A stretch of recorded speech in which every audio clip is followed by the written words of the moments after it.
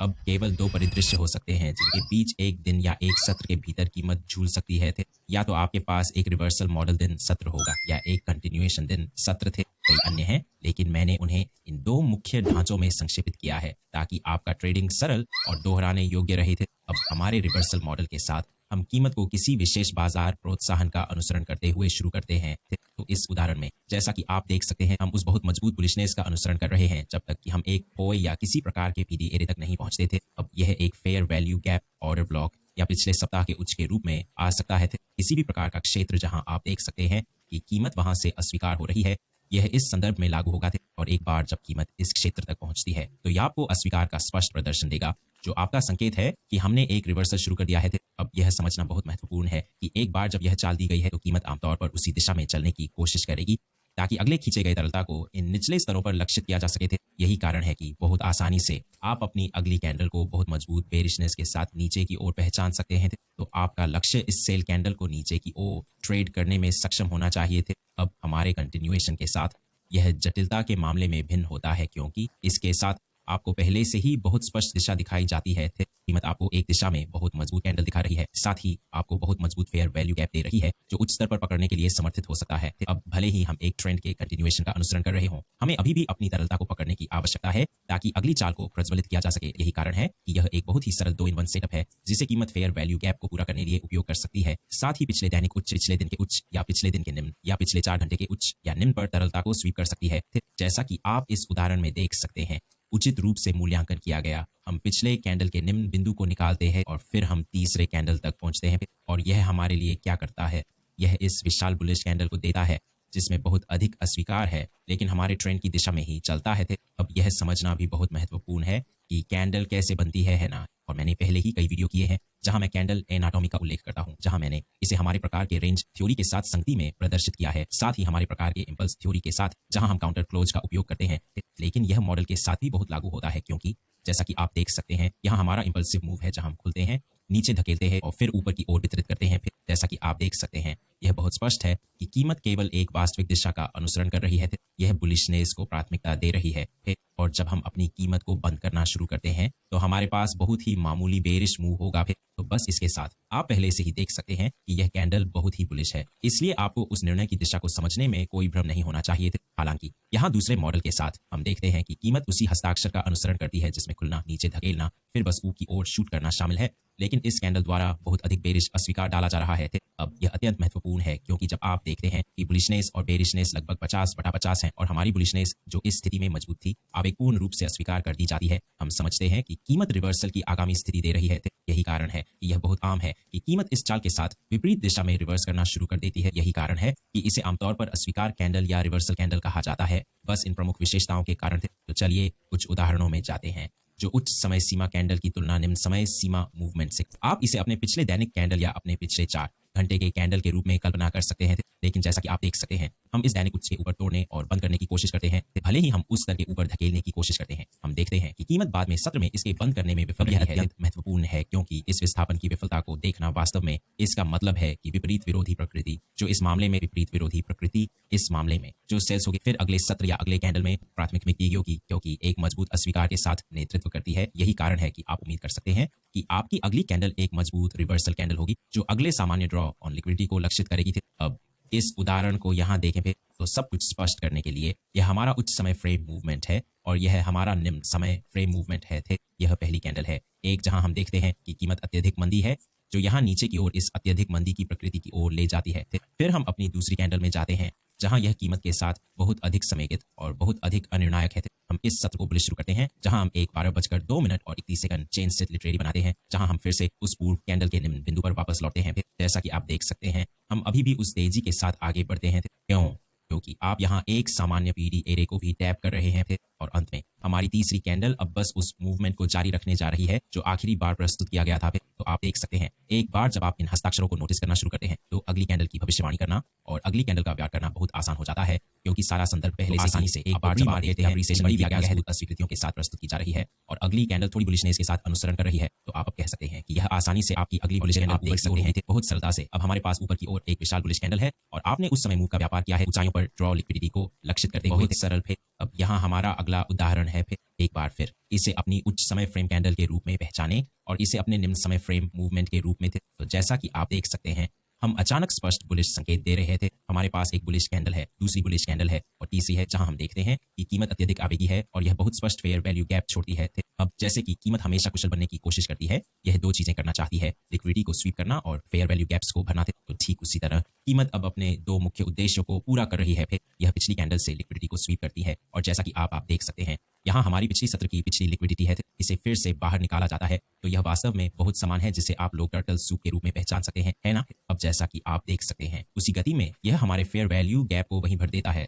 अब ठीक उसी तरह हम अपनी अगली कैंडल की उम्मीद कर सकते हैं। तो यह पहली, दूसरी और तीसरी, पहली, दूसरी और तीसरी सत्र होगी। यह उस मूवमेंट को अगले ड्रॉ लिक्विडिटी की ओर जारी रखने की कोशिश करेगी। तो वास्तव में आसानी से आपकी खरीदारी बस स्पष्ट बुलिश दिशा होनी चाहिए, जहां आप प्रवेश करने और ऊपर की ओर व्यापार करने की कोशिश कर रहे हैं। अगली कैंडल की सही भविष्यवाणी फिर और ठीक उसी तरह कीमत आपकी दिशा में चलती है और जैसा कि आप लोग देख सकते हैं, यह सिर्फ पैटर्न ट्रेडिंग नहीं है, बल्कि आप अभी भी बाजार के संदर्भ का उपयोग कर रहे हैं ताकि हमारी अंतर्दृष्टि को जन्म दे सके, वास्तव में इन मूव्स का व्यापार कर सके। मैंने पहले ही एक पूरा ई बुक बना लिया है, जिसमें यह समझाया गया है कि कीमतें विभिन्न कैंडलस्टिक्स को कैसे प्रदर्शित कर सकती हैं और फिर उसे निम्न समय फ्रेम मूवमेंट से तुलना करके आप उस अगली कैंडल का व्यापार और भविष्यवाणी कर सकते हैं। लेकिन मुख्य पूर्ण कारक यह है कि कीमत आमतौर दो पक्षों के बीच चलिए कुछ करेगी। उदाहरण में निरंतर का देते हैं उलटफेर वाले, उदाहरण में कूदते हैं।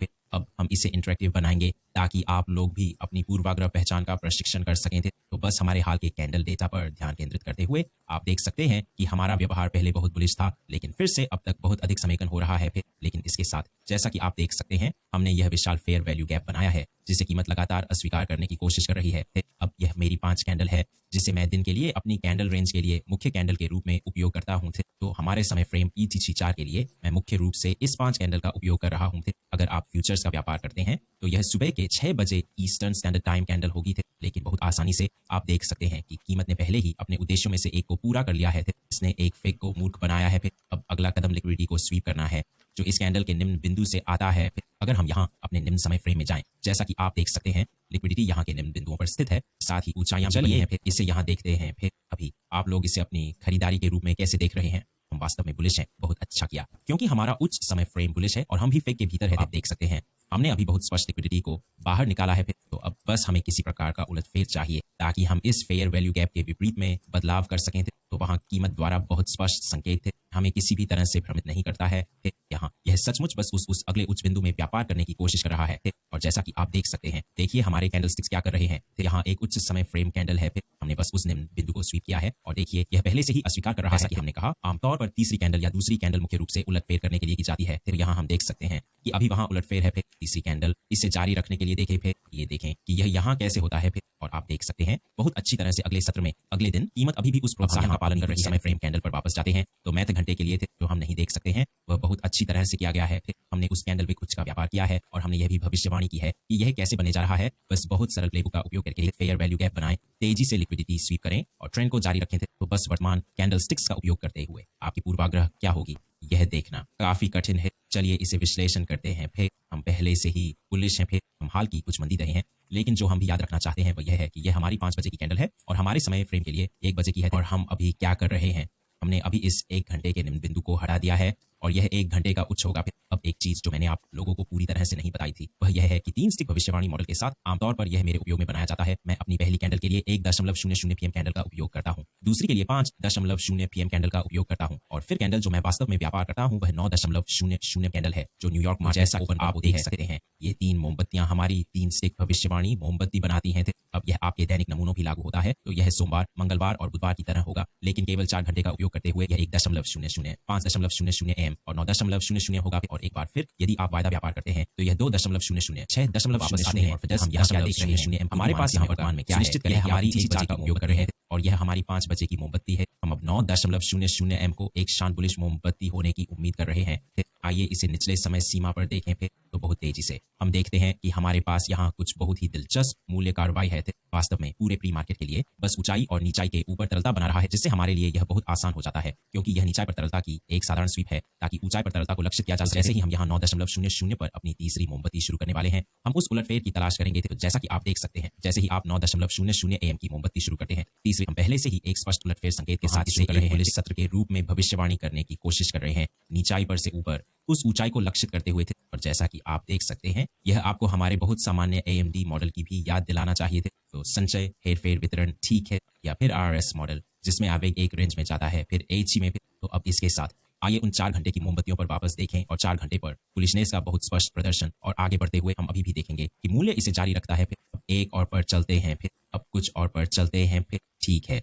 अगला चार्ट पे आप लोग क्या सोच रहे हैं, बुलिश मोमबत्ती या बेरिश? अब सच्चे अर्थ में यह थोड़ा अधिक कठिन है। फिर एक बार फिर मैंने आपको जो मुख्य संकेतक सिखाए हैं उनका पालन करके आप विश्लेषण कर सकेंगे और एक स्पष्ट पूर्वाग्रह बना सकेंगे। तो सबसे पहली चीज जो आपको बहुत स्पष्ट होनी चाहिए कि हमारे पास कई विक अस्वीकृतियां हैं। अब यह सिर्फ एक सामान्य मोमबत्ती भ्रांति नहीं है। हम समझते हैं कि प्रत्येक विक अस्वीकृति के साथ निचले समय सीमा पर क्या हुआ है कि प्रत्येक के साथ मजबूत अस्वीकृतियां हो रही हैं जो बनाई गई है एक निश्चित स्तर की ओर संकेत कर रहा होना चाहिए। फिर तो बहुत आसानी से यदि हम इसे बाई ओर बढ़ा सकते हैं, वास्तव में हम बस इस ऑर्डर ब्लॉक पर वापस जा सकते हैं। तो ठीक पहले वाले ऑर्डर ब्लॉक से मूल्य अस्वीकार हो रहा है, लेकिन हम पहले से ही समझते हैं कि PRA मूल्य का समर्थन कहां से कर रहा है।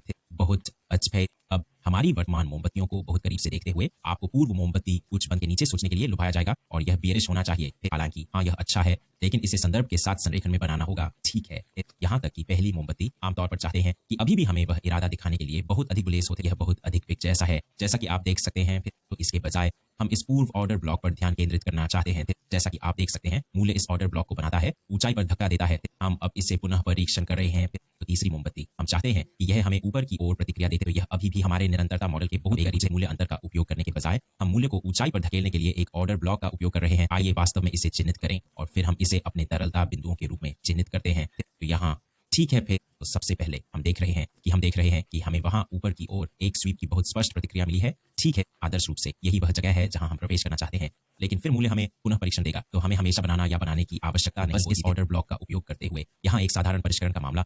ठीक वहीं अपने व्यापार में प्रवेश करना चाहते हैं। जाहिर है लाइव समय में आप देखेंगे कि यह मोमबत्ती अस्वीकृत करना शुरू करती है और आप बंद होने की प्रतीक्षा करते हैं, लेकिन बस बहुत सरलता से इसे इस तरह के मूड में हो गया। ठीक है, फिर वहां से बहुत तेज गति और मूल्य बस आगे की ओर बढ़ता चला जाता है। फिर एक बार फिर आप मुझे बताना चाहते हैं कि 9.00 पर क्या हो रहा है। मेरा मतलब है 10.00, जो कि फ्यूचर्स पर 4 घंटे की मोमबत्ती के लिए न्यूयॉर्क बाजार खुलना है। आइए दैनिक समय सीमा का उपयोग करके एक और उदाहरण पर जाएं। ठीक है, यहाँ हमें जो दिखाया जा रहा है उसके साथ थोड़ा सरल, लेकिन बहुत रूप से यहाँ से आपके लिए दिन के समय पर अगली मोमबत्ती क्या है। ठीक है, आइए इसे विस्तार से समझे। तो सबसे पहले हम अपने PRA को चिन्हित कर रहे हैं। फिर एक स्पष्ट उचित मूल्य अंतर है। फिर अब हमने वास्तव में वर्तमान मोमबत्तियों के साथ क्या किया है, हमने वास्तव में हम इस पूर्व दिन के निचले स्तर को ले रहे हैं और हमारे पास इस पूर्व दिन का उच्च बिंदु है जो भरा नहीं गया है। तो इसके साथ हमने पहले ही अपने 2 कदम कर लिए हैं, जो एक उचित मूल्य अंतर को भरना और तरलता को लक्षित करना है। लेकिन अब तीसरा यह है कि बस अगले तरलता पर खींच को लक्षित करना है, जो यह उच्च होगा, जो केवल आप देख रहे हैं द्वारा उत्पादित किया जा सकता है। निश्चित कर रहे हैं जब तक कि हमें दिन के लिए अपनी दिशा नहीं मिल जाती। मैं आपका बहुत अधिक समय नहीं लूंगा, लेकिन मैं बस इसे बनाए रखना चाहता हूँ और इसके साथ पालन करना चाहता हूँ। हम यहाँ एक निचले समय सीमा पर कूदने जा रहे हैं। ठीक है, तो यहाँ निचले समय सीमा पर हम देखेंगे जब तक हम नई दैनिक मोमबत्ती शुरू नहीं करते, जो हमने किया। पहले यहाँ सब कुछ देख लेते हैं। फिर पहले दिन में पहली तेजी, फिर दूसरे दिन हमारे पास मजबूत बेरिशनेस थी। तीसरे दिन हम देखना चाहते हैं कि हम वास्तव में कैसे खेलते हैं। तो हम एक बार फिर किसी भी डिलीवरी में बदलाव की तलाश करना चाहते थे, कभी भी वही। ठीक है, फिर यहाँ हमें मूल्य की डिलीवरी में बहुत स्पष्ट बदलाव मिल रहा है, बहुत स्पष्ट रूप से डिलीवरी में बदलाव कर रहा है और वहाँ हमारी मोमबत्ती के खुलने के ऊपर हो रहा है। हमारे पूर्व निम्न बिंदु के ठीक नीचे स्टॉप लॉस रखें और फिर उस ऊंचाई को वहीं लक्षित कर रहे हैं। जैसा कि आप लोग देख सकते हैं, अभी भी वही अवधारणा है जिसे हम 4 घंटे पर उपयोग कर रहे हैं। दैनिक पर यहाँ लागू कर रहे हैं। यही है कि यहाँ मूल्य कैसे चलता है। फिर उस दैनिक मोमबत्ती पर ध्यान दें। जैसा कि आप देख सकते हैं, वहाँ बहुत सारी गतिविधि हो रही है। ठीक है, तो हम यहाँ पहले कदम पर एक नुकसान लेते हैं। हालांकि हम अपने पूर्वाग्रह के साथ गलत नहीं है, क्योंकि वह दैनिक मोमबत्ती अभी भी इसे ऊंचाई पर जारी धारणा लागू करते हैं। फिर देखिए हम क्या करते हैं। फिर हम कोशिश करते हैं कि अपने पिछले दैनिक निम्न बिंदु के नीचे बंद करें। हालांकि हम ऐसा करने में असफल रहते हैं। फिर हम तुरंत खुद को ऊपर की ओर अस्वीकृति देते हैं। फिर तो इसके साथ एक बार फिर एक और खरीदार प्रवेश करता है, वहां के निम्न स्तरों पर रुकता है। चलिए देखते हैं लक्ष्य बनाता है। इस बार हमें थोड़ी अधिक किस्मत मिलती है। जैसा कि हमने कहा, हम अपनी पूर्वाग्रह पर टिके रहना चाहते हैं, क्योंकि हमने पहले ही खुद को बहुत स्पष्ट कर दिया है कि हम उस तेजी की तलाश करेंगे। और जैसा कि आप देख सकते हैं, इसमें थोड़ा समय लगा, लेकिन फिर भी हमने दिन को शुद्ध सकारात्मक रूप में समाप्त किया। तो जैसा कि आप लोग देख सकते हैं, यही तरीका है जिससे आप समय सीमाओं को विश्लेषण करना चाहते हैं, कैंडलस्टिक्स को विश्लेषण करना चाहते हैं, ताकि एक बहुत ही सरल पूर्वाग्रह का लक्ष्य नहीं होना चाहिए। यह होना चाहिए कि आपके पास एक दोहराने योग्य ढांचा हो, ताकि आप दिन के लिए अपना दृष्टिकोण प्राप्त कर सकें, दिशा प्राप्त कर सकें, अपना पूर्वाग्रह प्राप्त कर सकें और उसके साथ आगे बढ़ सकें। चाहे बाजार में आप जो भी अन्य आंदोलन देखेंगे वो पूरी ना देखेंगे, जिनका मैंने उपयोग किया है अगले डे कैंडल की भविष्यवाणी करने के लिए और वास्तव में एकल कैंडलस्टिक का उपयोग करके बाजार को हराने के लिए। आप मेरे विवरण में लिंक पर क्लिक कर सकते हैं। फिर मैंने एक पूरी ई बुक बनाई है जिसमें मैंने हर सुबह जो कुछ भी उपयोग करता हूँ उसे समझाया है। अगर आप लोग वास्तव मेरे साथ लाइव ट्रेड करना चाहते हैं तो आप भी मेरे साथ जुड़ सकते हैं। जब मैं ट्रेड करता हूँ, यह सिर्फ एक अंतर्दृष्टि नहीं है, बल्कि आपके साथ लाइव बाजार में भी है। फिर अंत में इसका मुफ्त कोर्स विवरण में है हमारे साप्ताहिक दृष्टिकोणों के साथ, जिसे आप लोग हमारे न्यूज़लेटर से